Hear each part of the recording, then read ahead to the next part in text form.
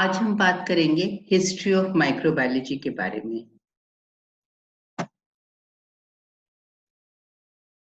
सबसे पहले हम जानते हैं कि माइक्रोबायोलॉजी क्या होता है।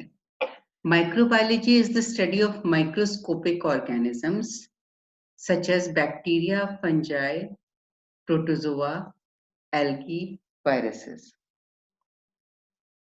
सूक्ष्म जीवों के अध्ययन को ही हम माइक्रोबायोलॉजी कहते हैं और सूक्ष्म जीवों के अंतर्गत आ जाते हैं बैक्टीरिया, फंजाई, प्रोटोजोआ। प्रोटोजोआ यानी कि एक कोशिकीय जीव और अनेक एल्गी एवं वायरसेस।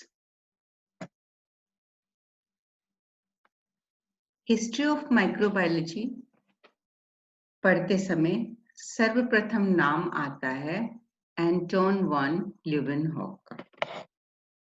एंटोन वॉन ल्यूवेनहॉक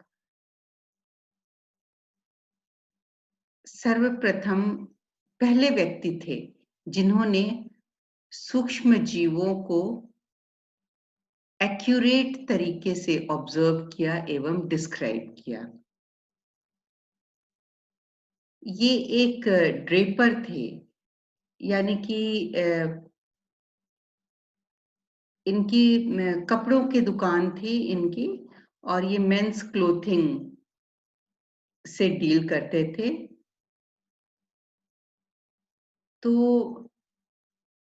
इनका तरीका ये था कि ये लेंसेस की सहायता से, हैंड लेंसेस की सहायता से और कपड़ों को ये देखते थे, फैब्रिक का अध्ययन करते थे कि ये सही है।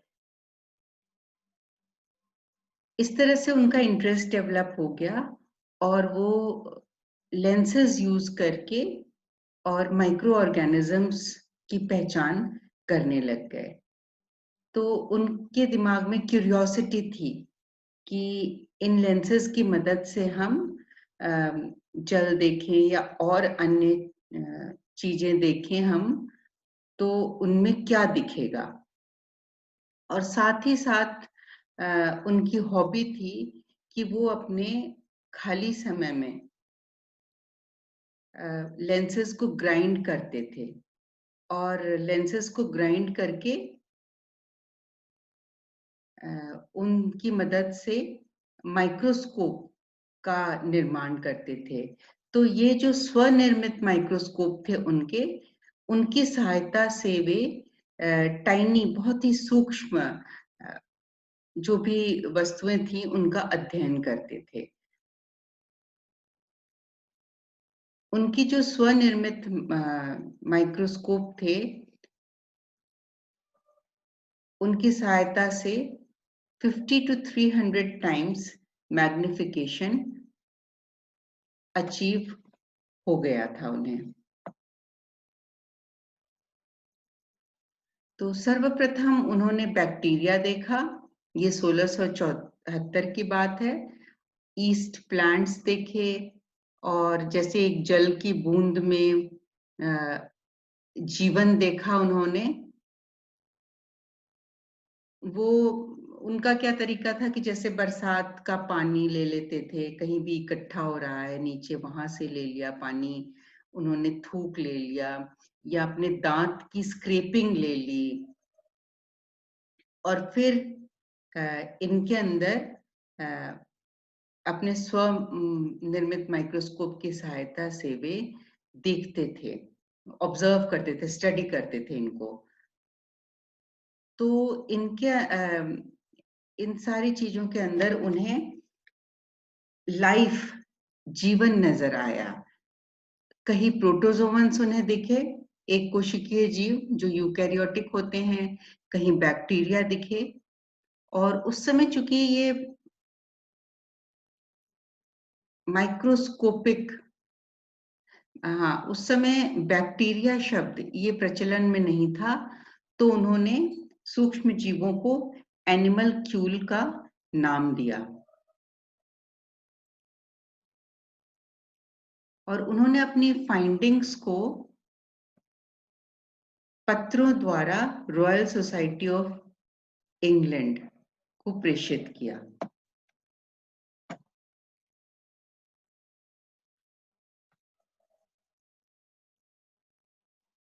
उन्होंने स्पॉन्टेनियस अपने कार्यों द्वारा जो स्पॉन्टेनियस थ्योरी ऑफ जनरेशन थी उसको नकार दिया। तो स्वतः जनन सिद्धांत उस समय प्रचलित था, जिसके अनुसार जीवों की उत्पत्ति नॉन लिविंग वस्तुओं से हो जाती है। तो ये जो सिद्धांत है उसे उन्होंने गलत ठहरा दिया, और उनके कंट्रीब्यूशन की वजह से आज बैक्टीरियोलॉजी और प्रोटोजोलॉजी जैसे विज्ञान की शाखाओं का विकास हो पाया है।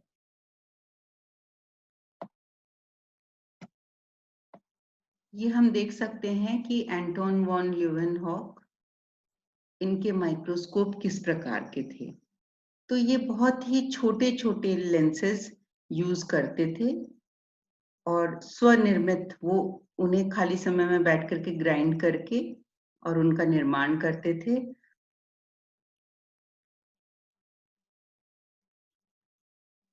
और ये है उनके द्वारा निर्मित माइक्रोस्कोप, ये डायग्राम है। अब हम आ जाते हैं लुईस पाश्चर के कार्यों पर। लुईस पाश्चर ने शब्द दिया माइक्रोबायोलॉजी, और उनके बहुत सारे इंपॉर्टेंट कंट्रीब्यूशंस हैं। लुईस पाश्चर ने प्रूव किया कि थ्योरी ऑफ स्पॉन्टेनियस जनरेशन गलत है। स्वतः जनन का सिद्धांत, जो उस समय ये बिलीफ प्रचलित था, तो उन्होंने एक्सपेरिमेंट द्वारा साबित किया कि स्वतः जनन का सिद्धांत गलत है। साथ ही उन्होंने जर्म थ्योरी ऑफ डिजीज भी दिया। जर्म थ्योरी ऑफ डिजीज के अनुसार डिजीजेस जो हैं वो सूक्ष्म जीवों के कारण उत्पन्न होते हैं। उन्होंने पाश्चराइजेशन, लुईस पाश्चर का बहुत ही इंपॉर्टेंट कंट्रीब्यूशन है।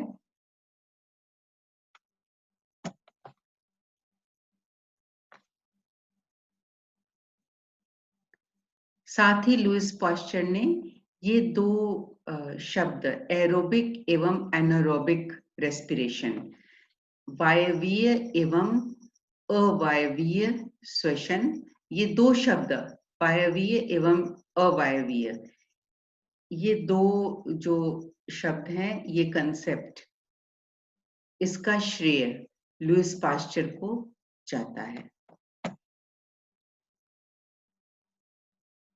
लुईस पाश्चर ने बहुत इंपॉर्टेंट, लुईस पाश्चर का कंट्रीब्यूशन है वैक्सीनेशन या टीकाकरण। आज ये जो हम माइक्रोबायोलॉजी का इतना अधिक विकास हो गया है, अभी जैसे पैंडेमिक फैला है कोरोना वायरस, और हम रोज सोचते हैं कि कब कोरोना वायरस के अगेंस्ट टीका आ जाए और एक नॉर्मल लाइफ हो जाए। तो इस चीज का श्रेय, यहाँ तक अध्ययन को लाने का श्रेय पायनियर साइंटिस्ट को जाता है, जिनमें नाम है एंटोन वॉन ल्यूवेनहॉक का, लुईस पाश्चर का, और अनेकों अनेक साइंटिस्ट का को श्रेय जाता है जिन्होंने गहन अध्ययन किया। लुईस पाश्चर ने एंथ्रेक्स बीमारी का अध्ययन किया, और ये बीमारी कैटल और शीप को, भेड़ को होती है।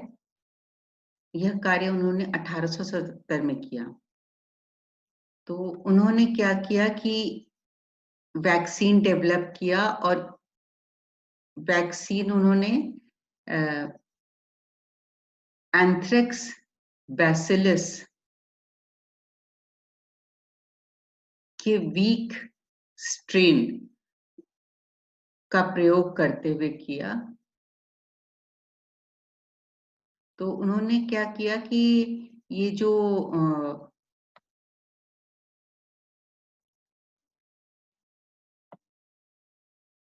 एंथ्रेक्स है, बैसिलस है, तो उसके रिड्यूस्ड वायरलेंस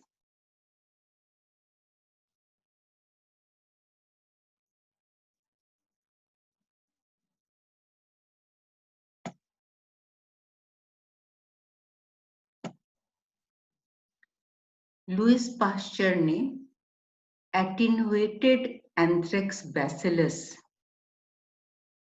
से एनिमल्स को इनोक्युलेट किया।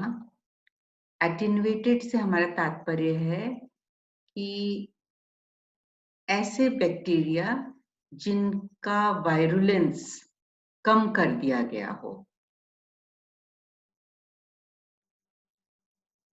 तो उन्होंने बताया, उन्होंने प्रदर्शित किया कि animals receiving inoculation of such attenuated strains developed specific protection against anthrax. जिन जंतुओं को attenuated strain दिया गया था बैक्टीरिया का, एंथ्रेक्स बैक्टीरिया का, तो वो प्रोटेक्ट हो गए हैं एंथ्रेक्स बीमारी के अगेंस्ट।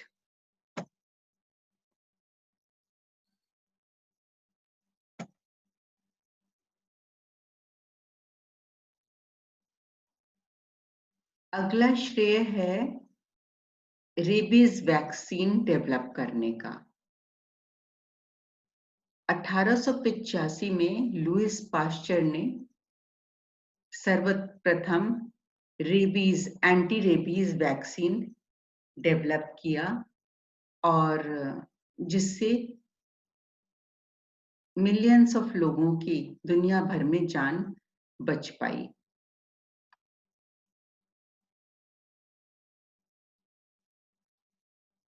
लुइस पास्चर ने वैक्सीन टर्म इसलिए प्रयोग किया क्योंकि वो एडवर्ड जेनर को श्रेय देना चाहते थे।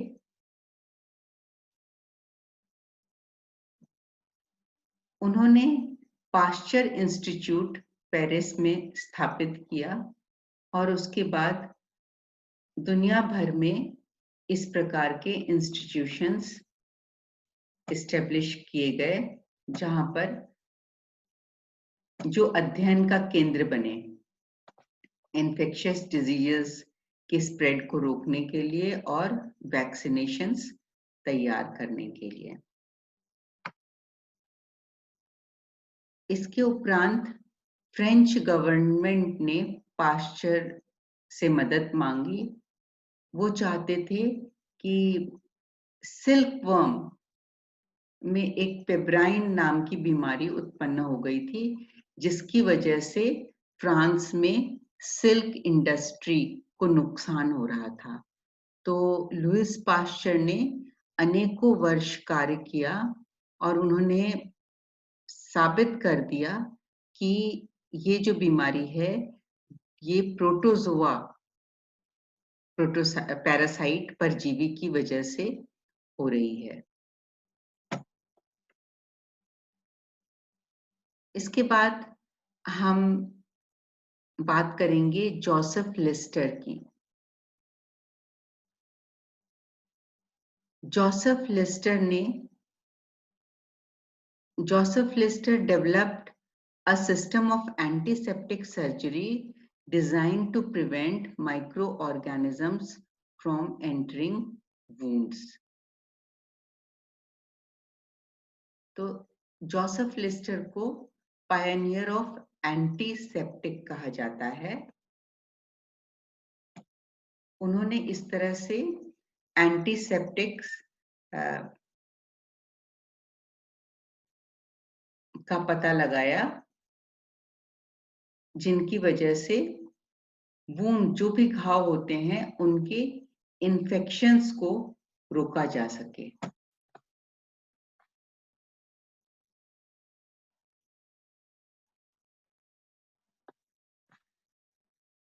उन्होंने ये मेथडोलॉजी यूज करी, विकसित करी, उन्होंने मेथडोलॉजी विकसित करी कि इंस्ट्रूमेंट्स को हीट स्टेरिलाइज करना चाहिए पहले, फिनॉल यूज करना चाहिए सर्जिकल ड्रेसिंग्स में, और सर्जिकल एरिया पर भी स्प्रे करना चाहिए।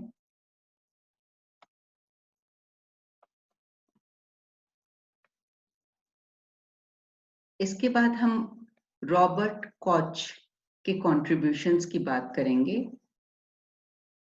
माइक्रोबायोलॉजी फील्ड के डेवलपमेंट में। रॉबर्ट कॉच के बहुत ही इंपॉर्टेंट कंट्रीब्यूशंस हैं। उन्होंने फाइनल प्रूफ दिया कि bacteria could be isolated and shown to cause disease. उन्होंने कहा कि बैक्टीरिया को हम पृथक कर सकते हैं, आइसोलेट कर सकते हैं कि ये है बैक्टीरिया, और हम प्रूफ कर सकते हैं कि इसी बैक्टीरिया के कारण यह बीमारी उत्पन्न हुई है। 1867 में he presented germ theory of disease। उन्होंने भी germ theory of disease प्रस्तुत किया, क्योंकि ये उस समय की बात है जब स्पॉन्टेनियस जनरेशन, स्वतः जनन का सिद्धांत प्रचलन में था। तो उस समय बैक्टीरिया को लिंक नहीं, जोड़ा नहीं गया था डिजीजेस से, पर इन वैज्ञानिकों के अध्ययन की वजह से ये सारी बातें प्रूफ हो पाई कि बैक्टीरिया की वजह से डिजीजेस होती हैं। रॉबर्ट कॉच ने कॉच पोस्टुलेट्स प्रस्तुत किए, और कॉच पोस्टुलेट्स क्या है? ये एक सीरीज ऑफ प्रोसीजर्स हैं। Koch postulates is a series of procedures by which a specific organism could be related to a specific disease.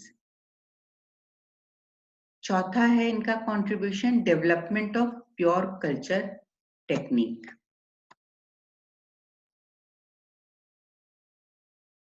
संवर्धन तकनीक इन्होंने विकसित की बैक्टीरिया को कल्चर करने के लिए।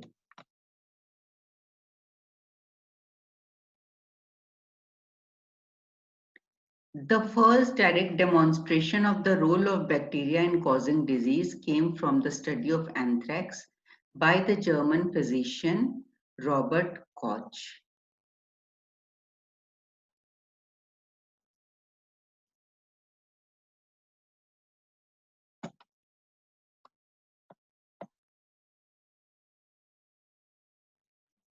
Koch pioneered the use of agar as a base for culture media.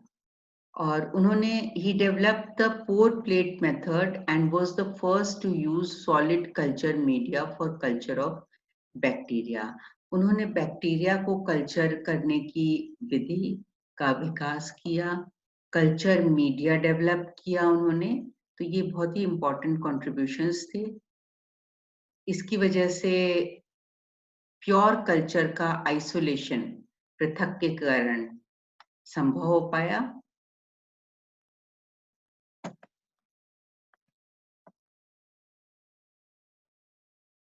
Koch also developed media suitable for growing bacteria isolated from the body.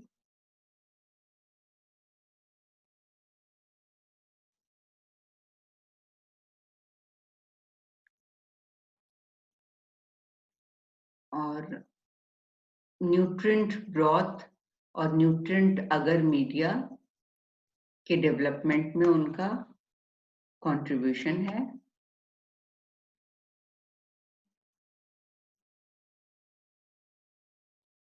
By 1882, Koch had used these techniques to isolate the bacillus that caused tuberculosis in humans.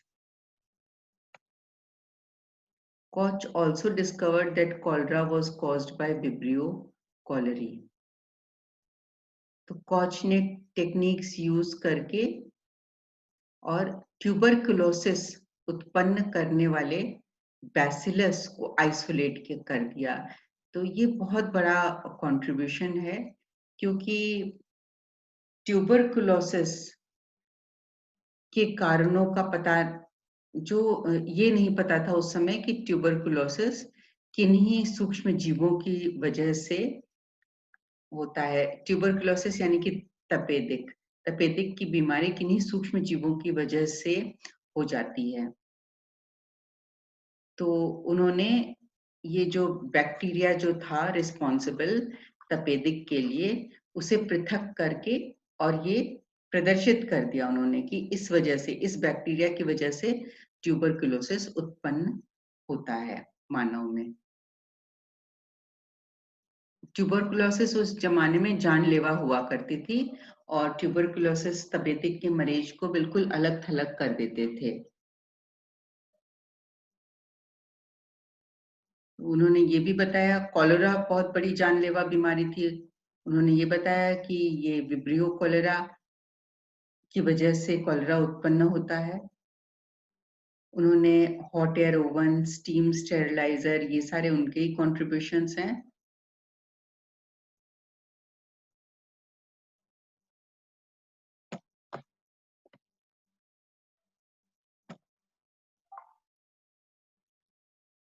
ये diagrammatic presentation है कॉच के postulates का।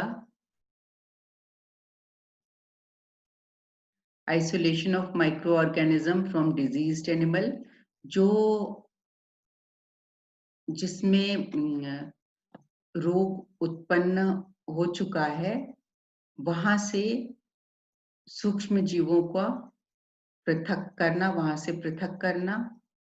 उसके बाद identification of micro organism by microscopy,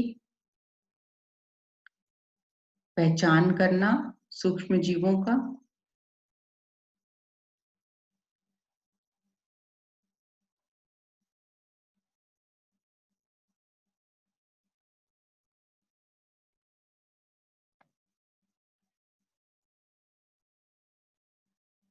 फिर isolated micro organisms को inject करना healthy animals में।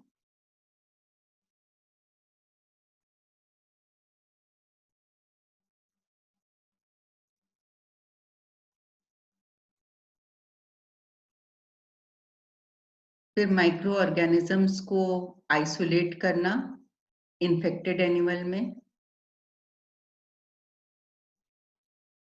और फिर उनको आइडेंटिफाई करना।